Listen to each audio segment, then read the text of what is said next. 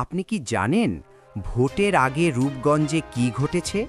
একটি নির্বাচনী কার্যালয়ে আগুন, উত্তেজনা, অভিযোগ আর পাল্টা অভিযোগ। আজকের ভিডিওতে জানাবো কে, কেন আর কি বলছে প্রশাসন। পুরো ভিডিওটা দেখুন। নারায়ণগঞ্জ ১ রূপগঞ্জ আসনে দাড়িপাল্লা প্রতীকের প্রার্থীর নির্বাচনী কার্যালয়ে আগুন দেওয়ার অভিযোগ উঠেছে। এই ঘটনাকে কেন্দ্র করে রূপগঞ্জ উপজেলা জামায়াত আজ সংবাদ সম্মেলন করেছে। সোমবার দুপুরে রূপগঞ্জের মুড়াপাড়া বাজারে উপজেলা জামায়াতের অফিসে এই সংবাদ সম্মেলন অনুষ্ঠিত হয়।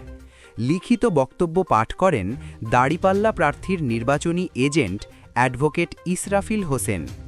তিনি জানান, রোববার দিবাগত রাত প্রায় ২টোর দিকে উপজেলার বাগবের সিটি মার্কেট এলাকায় অবস্থিত নির্বাচনী কার্যালয়ে আগুন লাগানো হয়। বাজারের নিরাপত্তা প্রহরী আগুন দেখতে পেয়ে দ্রুত খবর দেন। পরে তারা এসে আগুন নিয়ন্ত্রণে আনেন। অ্যাডভোকেট ইসরাফিল হোসেন বলেন, দ্রুত আগুন নেভানো সম্ভব হওয়ায় বড় ধরনের ক্ষতি হয়নি। তবে কার্যালয়ের সামনে দাড়িপাল্লা প্রতীকের প্রার্থী আনোয়ার হোসেন মোল্লার ব্যানার পুড়ে গেছে। ভেতরের আসবাবপত্র বড় ধরনের ক্ষতির হাত থেকে রক্ষা পেয়েছে। এই ঘটনার তীব্র নিন্দা ও প্রতিবাদ জানিয়ে তিনি বলেন, তারা বিষয়টি উপজেলা সহকারী রিটার্নিং কর্মকর্তা এবং রূপগঞ্জ থানায় লিখিতভাবে জানিয়েছেন। এটি একটি পরিকল্পিত ঘটনা বলেও অভিযোগ করেন তারা।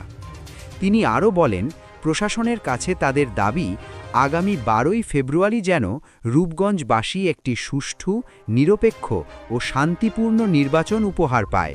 সব প্রার্থীর জন্য যেন সমান সুযোগ নিশ্চিত করা হয়, সেটাই তারা চান।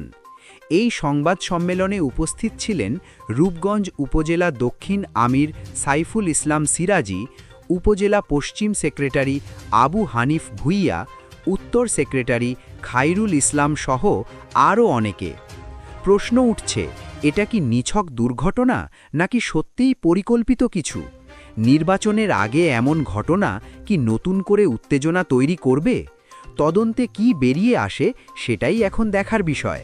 এই ঘটনার আপডেট পেতে আমাদের সাথেই থাকুন।